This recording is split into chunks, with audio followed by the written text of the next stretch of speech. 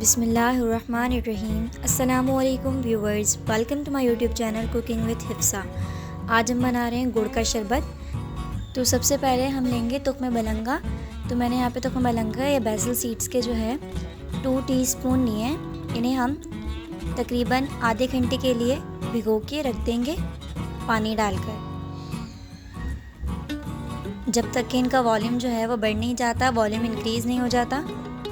तो आप इसमें पानी डालकर इन्हें रख देंगे। अगर आप यहाँ तक पहुँच गए हैं और चैनल पे न्यू हैं तो चैनल को ज़रूर सब्सक्राइब कर दें और बेल आइकन को प्रेस करें ताकि मेरी तमाम आने वाली वीडियोस सबसे पहले आप तक पहुँचें, और मेरी वीडियोस को अपनी फैमिली और फ्रेंड्स के साथ ज़रूर शेयर किया करें।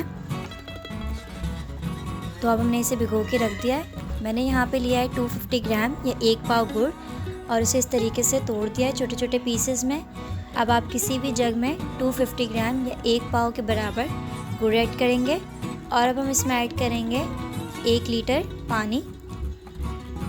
तो मैंने यहाँ पे पानी ऐड कर दिया है। अब हम इसे अच्छे से मिक्स कर लेंगे ताकि गुड़ के जो छोटे छोटे पार्टिकल हैं वो अच्छे से हल हो जाएं पानी में।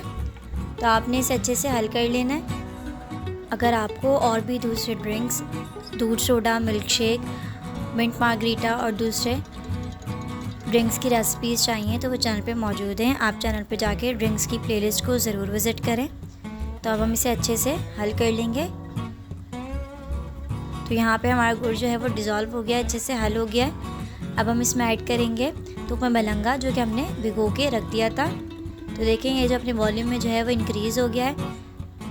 तो आप इसे तकरीबन आधे घंटे के लिए भिगो के रखेंगे तो इस तरीके से डबल हो जाएगा साइज़ में। इसे एक दफ़ा जेंटल सा मिक्स कर लेंगे ताकि तुख्म बलंगा के जो सीड्स हैं वो अलग अलग हो जाएं। अब हम इसमें ऐड करेंगे लेमन जूस। तो मैंने यहाँ पे एक लार्ज साइज़ का लेमन लेके उसको कट कर लिया है। अब हम इसका जो है जूस निकाल कर ऐड कर देंगे और इसे अच्छे से मिक्स कर लेंगे। अब हम इसमें ऐड करेंगे आइस क्यूब ताकि ये बिल्कुल चिल्ड हो जाए, बिल्कुल ठंडा हो जाए। तो अब हमारा गुड़ का शरबत जो है वो तकरीबन रेडी हो चुका है। आपने बस इसे हल्का सा मिक्स कर लेना है और अब हम इसे सर्व कर लेंगे।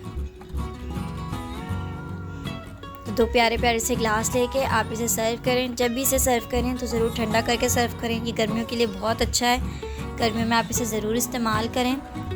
तो हमारा मज़ेदार गुड़ का शरबत ठंडा ठंडा रेडी हो चुका है।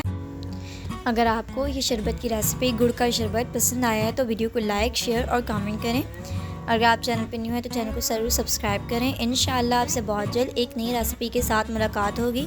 तब तक के लिए अपना ख्याल रखिए और मुझे दुआ में याद रखिए। जज़ाकल्लाहु खैर। अल्लाह हाफ़िज़।